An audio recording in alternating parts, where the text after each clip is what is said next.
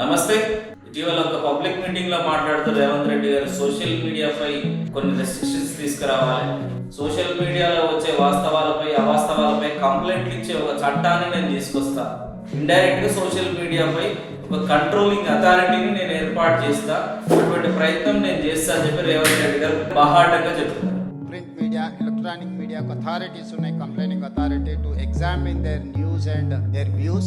Social మీడియాకు లేదు. Definite గా తెలంగాణ రాష్ట్ర ప్రభుత్వం ఎగ్జామిన్ చేసి సోషల్ మీడియాలో ప్రసారం చేసే అవాస్తవాల మీద ఫిర్యాదు చేయడానికి కూడా ఒక వేదికను చేయాలనుకుంటున్నాము.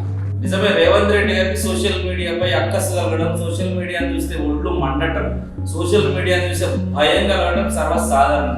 కానీ సోషల్ మీడియా ఎందుకు యాక్సిలరేట్ అవుతుంది? ప్రధాన మీడియా, మెయిన్ స్ట్రీమ్ మీడియా దాని పని మానేసి అధికార పార్టీలకు బాగా ఊదబట్టాయి కదా ఈరోజు సోషల్ మీడియాపై ప్రజలు ఆధారపడుతున్నారు.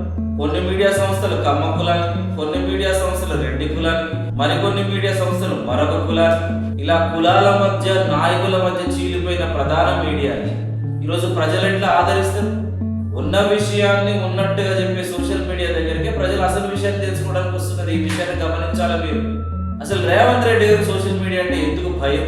నిన్నగాక మొన్న వెలుగుమంటల్లో కాంగ్రెస్ పార్టీ ప్రభుత్వం సుమారు 700 కుటుంబాలను జేసీబీలతో వాళ్ళ ఇళ్లను కూల్చివేసి వాళ్ళను రోడ్డుపైన పడేస్తే వాళ్ళ బాధను, వాళ్ళ కష్టాలను తెలంగాణ ప్రజానీకానికి చెప్పినందుకేనా సోషల్ మీడియాపై ఒక నియంత్రణ చట్టాన్ని తీసుకురావాలనుకుంటున్నాడు రేవంత్ రెడ్డి?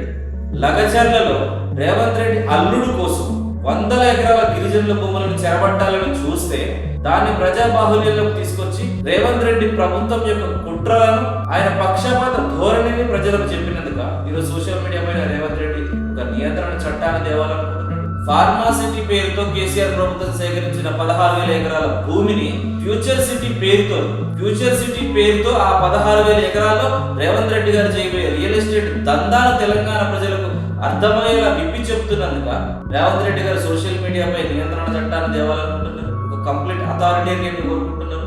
సింగరేణిని అడ్డం పెట్టుకుని సీఎం కుర్చీలు మార్చాలనుకుని కాంగ్రెస్ మంత్రులు చేసిన ప్రయత్నాన్ని, అదే సింగరేణిని అడ్డం పెట్టుకుని తరాల పాటు తిన్న సంపదను సృష్టించాలని ముఖ్యమంత్రి చేసిన ప్రయత్నాన్ని, వీటన్నింటినీ ప్రజల్లోకి తీసుకొచ్చి ప్రజల్లో మాట్లాడుకునేలా చేసినందుక సోషల్ మీడియాపై రేవంత్ రెడ్డి గారు నియంత్రణ చట్టాన్ని తీసుకొచ్చి పేద పిల్లలు చదువుకునే గురుకులాల్లో కనీసం వాళ్ళకు నాణ్యమైన ఆరోగ్యకరమైన భోజనం పెట్టలేని ఈ రేవంత్ రెడ్డి ప్రభుత్వ అసమర్థతను ప్రతినిత్యం ప్రశ్నిస్తున్నందుక ఈరోజు సోషల్ మీడియాపై ఒక నియంత్రణ చట్టాన్ని రేవంత్ రెడ్డి చెప్పాలనుకుంటున్నాడు. ప్రత్యేకంగా కాంగ్రెస్ ప్రభుత్వం దళితుల పట్ల వ్యవహరిస్తున్న నిరంకుశ వైఖరిని భయం లేకుండా ప్రశ్నిస్తున్నందుకేనా ఈ సోషల్ మీడియాపై వేధింపులు, ఈ సోషల్ మీడియాను వేధించడానికి ప్రత్యేక చట్టాలు, స్వేచ్ఛ అనే పేరుతోటి గద్దెనెక్కి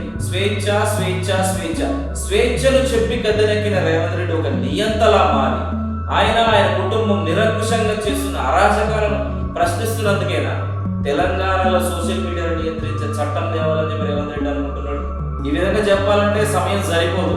కానీ కాంగ్రెస్ పార్టీ అరాచకాలను, కాంగ్రెస్ పార్టీ మంత్రుల అరాచకాలను, కాంగ్రెస్ పార్టీ నాయకుల కుటుంబ సభ్యుల అకృత్యాలను నిత్యం ప్రశ్నిస్తున్నందుకే, వారి దోపిడీని నిత్యం ప్రజల్లో బయట పెడుతున్నందుకే ఇలా సోషల్ మీడియాపై అణచివేత ధోరణిని నేను తీసుకుంటానంటే అదే సోషల్ మీడియాని అడ్డం పెట్టుకొని మీరు ఎలాగైతే అధికారంలోకి వచ్చారో అదే సోషల్ మీడియాకి మీరు ఖచ్చితంగా బలైతారు రేవంత్ రెడ్డి గారు. మీ అధికారాన్ని కూకటి వేలతో సహా పీకేస్తుంది సోషల్ మీడియా తెలంగాణ ప్రజల ఓట్లతోటి.